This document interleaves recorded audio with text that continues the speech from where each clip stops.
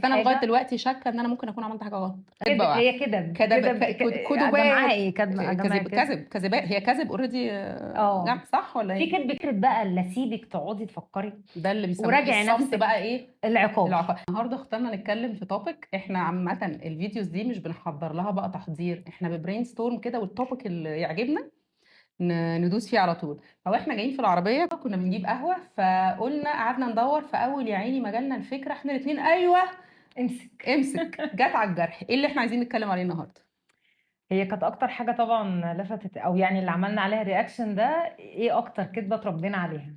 وهنقول كذبه واحده. لا هنقول كذبه لا واحده. لا، احنا في حاجات محتاجين نوصلها، هي مش هي كدبه كده، واحده. هي كده كدبات جماعه ايه جماعه كده. كذبات، هي كذب اوريدي. اه صح ولا في ايه؟ كذب كتير. اه في كتير. مش اكبر كدبه، ايه بقى؟ اكبر كذب. طيب لا، انا هخليكي انت تقولي اللي طلعت. احنا ممكن اقول حاجه. واحنا في العربيه اصلا فكرنا، قلت لها انا جات لي فكره، قالت لي انا كمان جات لي فكره، قلت لها خلاص بلاش نقول لبعض عشان تطلع الرياكشنز طبيعيه. فقلت لها خلاص انا هسجل لنفسي على الواتساب بصوت واطي. ابتديت اكلم الواتساب، اصلا انا نسيت انا قلت له ايه، لقيتها بتقول لي خدتيها مني. عشان هي بقى. ابتدي انت بقى. فطبعا هي اكبر كذبه ان انت السبب، انت السبب في مم. كل حاجه. انت ماشيه حافيه مم. فشعرك بيقع مم. مثلا.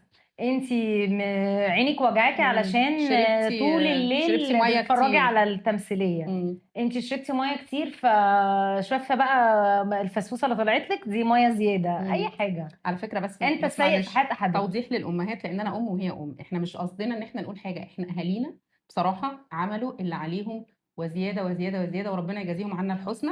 لكن كل واحد المفروض خبرات الناس دي احنا نستفيد منها، فكل واحد بيدي من الوعي اللي جاله. هم بالنسبه لهم من اهاليهم دي اقصى حاجه هم حسوا انها they can offer us، طبعا يعلوا عندنا الاحساس بالجلد. ده جدا تأنيب واكتشفت ان ده الضمير. بلح. تأنيب مم. الضمير طول مم. الوقت، وانت السيء في حياة احدهم، وانت اللي مم. اكلتي لا، وفي حاجه الجبنة. تانية. انت مثلا بطنك وجعاكي، يعني بلاش بطنك وجعاكي عشان دي حاجه، ركبتي اتخبطت فيه، ما انت عشان ماشيه، ايه علاقه ركبتي المشي وانا مش حافي ماشيه بالظبط. حافيه اصلا؟ يعني اعتقد في في كتير لقطة قوي منكم مثلا. مواليد، مش هنقول السنين، بس انتوا عارفين أنا عندي كام سنه، هي اصغر مني بسنه. احنا الجيل ده، اقول ما انت قلتي خلاص، قلتي. الجيل ده كلنا انت السبب، انت اللي غلطانه، انت اللي معرفه. ودي حاجه فده مش وحشه، هو ده بس مشكلته في حاجة، ان بمودريشن. دايما جلد بيربي بقى حاجة اسمها دلوقتي احنا عرفنا اسمها، اللي هي جلد الذات. ان انت في كل موقف، حتى لو انت بتتعاملي مع شخص بطريقة كويسة جدا وما خدتيش نفس المعاملة من الشخص اللي قدامك، فبتعملي ايه؟ نفس الموضوع. اكيد انا عملت ثانية حاجه واحدة، طب ما هو غلط. ده نفس ايوه اللي احنا الموضوع. كنا بنتكلم انا وهي فيه. كنا بنتكلم في اكيد انا العربية، عملت حاجه اكيد انا غلط، عملت حاجة اكيد انا غلط. ضايقتها ما في هو حاجه، الرياكشن بتاعه اكيد او انا الرياكشن قصرت بتاعنا. معاها في حاجه، وانت لا عملتي حاجه غلط ولا قصرتي بس في انا لغاية حاجه. دلوقتي شاكة ان انا ممكن اكون عملت حاجة غلط. ما ليه في، بقى؟ لان وهتفضلي هي تفكري وتراجعي نفسك بالظبط، وتفكري طول which is الليل. حلو، يعني ربنا سبحانه وتعالى اقسم بالنفس اللوامة، فالواحد يلوم نفسه بس بعقل زي ما ربنا قال، وبيحاسب نفسه. واحنا المفروض ان ربنا عمل لنا الصلاه، احنا بننسى بس الموضوع ده، بفكركم وبفكر نفسي ان انت كل صلاه بتقفي تيفالويتي انت عملتي ايه. احنا طبعا. بننسى الموضوع ده يا جماعه، بقت الصلاه بالنسبه لنا عاده، فعايزين نرجع نفكر نفسنا بالكلام ده. انا عملت ايه خلال اليوم؟ انا كلمت في ساعتها، لو كلمت اسماء حسيت ان انا ضايقتها او كنت رخمه معاها، ابعت لها على طول مسج ساعتها. بالظبط. فالنفس انفعلت اللوامه. وانا بتكلم في حاجه، يعني انا من قريب كان عندي موقف ما كده في مستشفى تبع ابني، فانفعلت وهم كانوا غلطانين على فكره، والناس كانوا محترمين جدا، بس اعتذرت على انفعالي. ما بالظبط، اعتذرتش عن الكلام اللي قلته، لان الكلام انا ما ما غلطتش في حد، غلطتيش، انا عارفه. بس كنت منفعله والناس اللي كانت موجوده كانت محترمه. وامتصوا الدنيا، فاعتذرت لهم، قلت لهم طبعا. انا بعتذر عن انفعالي، وان انا في الاخر انا بزعله ليه؟ ما هو هو ملوش هو ذنب. ملوش ذنب في حاجه، بالعكس. يعني انا لازم اعتذر فعلا عن انفعالي. بس انا شايفه ان الحاجات دي انت بتبقي عارفاها في وقتها. فكره بقى لا سيبك تقعدي تفكري ده اللي بيسموه وراجعي الصمت نفسك. بقى ايه؟ العقاب. الكلام ده انا درسته بس بنسى، لما برجع افتكره بتخض. احنا متفقين ان النفس اللوامه مش وحشه، طبعا. بس جلد الذات هو اللي هو اللي وحش، وهي وحش. شعره بسيطه. طب ايه جلد؟ ايه الفرق ما بين الاثنين؟ في وجهه نظري المحدوده تماما، انا مش اهل علم عشان اقول لكم، ان انت بتتاكدي ان انت عملتي 1 2 3 4 الحقوق اللي عليا عملتها، الواجبات اللي عليا عملتها، خلاص انا كده عملتش حاجه غلط. اللي قدامي بقى الرياكشن بتاعه مش لطيف، او مش راضي، او مش عايز يصالحني، انا في الاخر ربنا سبحانه وتعالى نحبط. اللي هيحاسبني.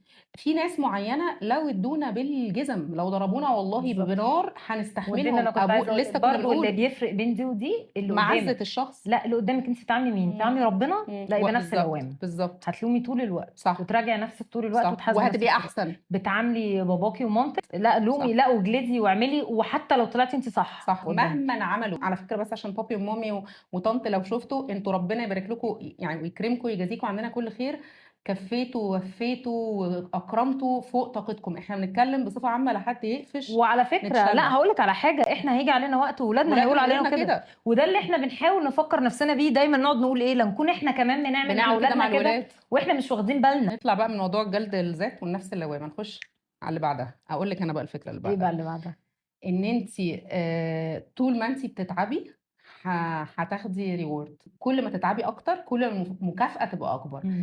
لا، مش حقيقي. بارشلي حقيقي وبارشلي لا. انا وجهة نظري ان هل جزاء الاحسان الى الاحسان، فده عند ربنا بس مش شرط في الدنيا. تاني حاجة، انا شخصيا انا واسماء اختلفنا في النقطة دي، حتى قلت لها خلينا نتكلم لما نطلع الفيديو. انا بحس ان انا كل ما بحط مجهود اكتر كل ما اتعب اكتر كل ما ربنا هيجازيني، وكان سعيكم مشكورا وان ليس الانسان الا ما سعى. فدي وجهة نظري. لكن لما قلت لاسماء الكلام ده هي قالت لي لا انا عندي راي مختلف. فايه رايك بقى المختلف؟ ان انت كل ما تتعبي اكتر كل ما فرصتك في الفوز تكبر. انا مش بتكلم على الدين، لان في الدين كل ما هنتعب كل ما فرصتنا ده في تكبر. الصلاه، في تمام، الصوم، دي في حاجه طبعا في العبادات، ده العبادات، الرب، ده ده رب اكيد، العباد. ده بس احنا اكيد. قصدنا على الدنيا. لا انا بس كان عندي حته كده ان الناس بتفهم الحته دي او بتنقلها لك بناحيه تانية، اللي هي ايه، هاتي اخرك. انت لازم تعملي كل حاجه بيرفكت، انت مقصره في الحته دي، انت مقصره في الحته دي، فانت طول الوقت بتجري. معلش ايه، احنا برضو بس احنا هنرجع بنعمل شويه كده يا لحته ياسمين، احنا اهالينا، كده ما احنا بنعمل برضو كده، احنا بنعمل، بس بنعمل احنا كده. فلترنا شويه يعني. يمكن لسه عندنا برضو يعني جزء لا مش عارفين نتغلب عليه، بس في جزء فلترناه. الجيل بتاعنا الجيل يعني. بتاعنا كان دايما شايف ايه، لازم تاكلوا احسن اكل، لازم اعمل كل حاجه في البيت، مفيش حاجه اسمها بيتزا من بره، مفيش حاجه اسمها جانك فود. احنا تاكلوا كان في اكل جانك بيت. فود اصلا ايام، ما كانش لا ما فيه كانش الاوبشن ده، ما كان كانش في فيه. احنا ما صغيرين.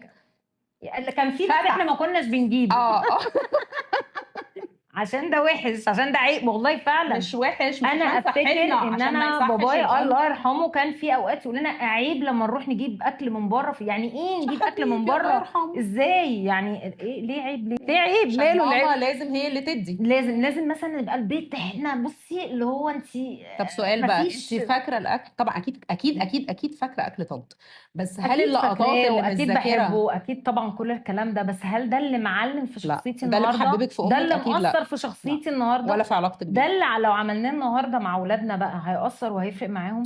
طب هل انت بقى عندك الطاقه اللي تعمل ده وده وده وده، اللي تعمل الاكل كله من فريش كل اوله يوم. واورجانيك، وتتاكدي ان كل الانجريدينتس بتاعتك فريش، وتنظفي البيت انت بذات نفسك، وحتى لو عندك واحده تفضلي تراجعي واقفه وراها. ما تسيبيهاش. كلام لمامي، ازيك يا ماما. ولو لا، وتقعدي مع ولادك وتشوفي مشاكلهم وتاخدي بالك من صحتك وتاخدي طبعا، وتلعبي ما رياضه. عشان ما حدش هينفعك، اه. وعشان انت مم. كبرتي، انت اه، ما هتقعدي، حدش هينفعك. بس وبعدين ممكن انت اقول الناس حاجه. هتزهق منك وانت ممكن اقول حاجه، تعبانه ما طول حدش الوقت. هينفعك، ده حقيقي. ما حدش هينفعكم في الدنيا كلها غير ربنا وصحتكم. انا ما بقولش ان الناس تسيب الحاجات دي او تستهتر بيها او ما تحطهاش انها في اولوياتها، انا ما بقولش كده، بس مش لازم اجيب اخري.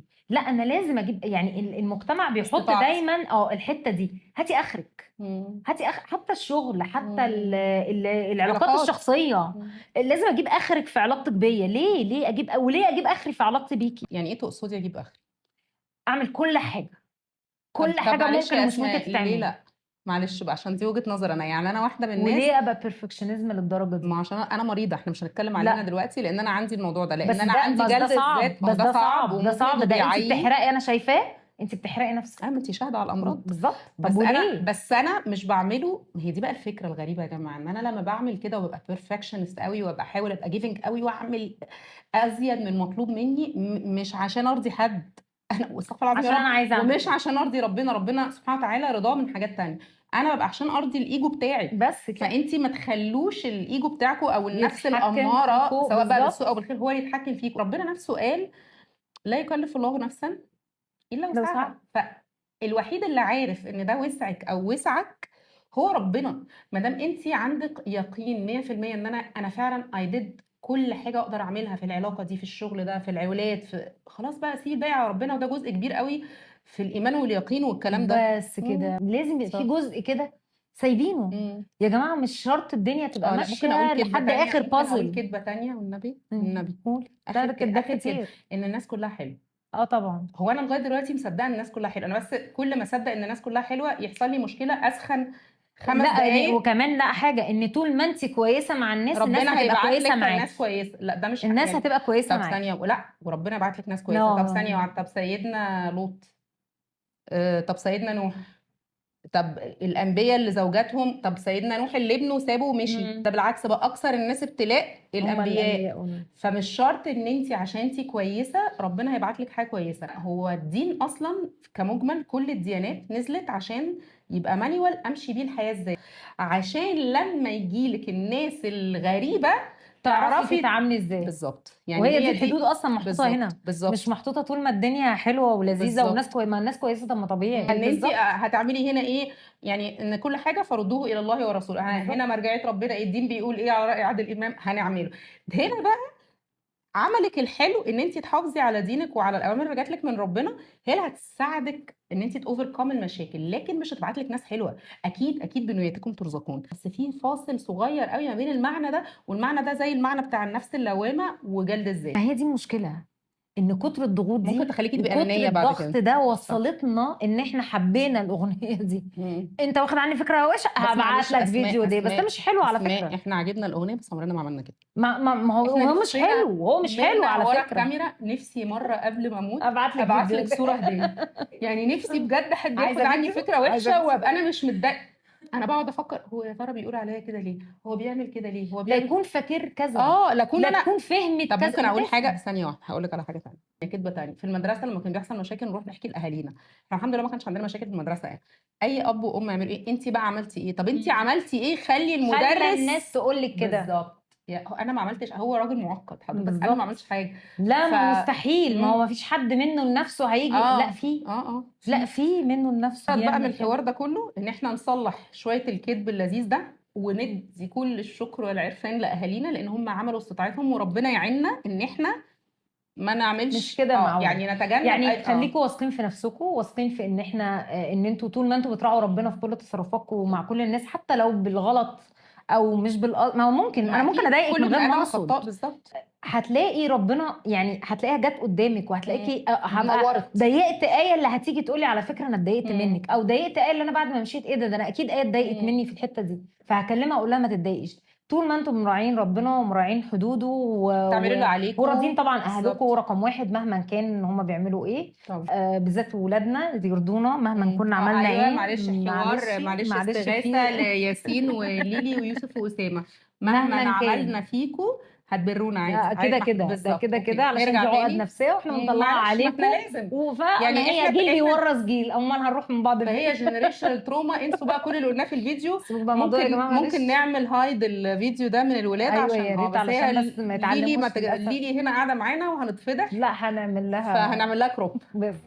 طالما ان انتوا بتراعوا ربنا في تصرفاتكم بيه بقى. وبالظبط ما تشكوش في نفسكم، ما تشكوش في تصرفاتكم، ما تخلوش حد يهزكم قوي للدرجه دي. حتى لما براجع نفسي وبحس ان انا ضايقت حد ورجعت قلت له هو انت اتضايقت مني ورد عليا ليه، هو انت عملت حاجه تضايقني، الرد ده اصلا المفروض يتلغي من القاموس اساسا عشان بجد ده رد مستفز. طب هو انا عملت حاجه؟ ما انا مش عارفه، ما انا لو عارفه ما كنتش سالت. صح. فالجو ده والمود ده نلغيه خالص.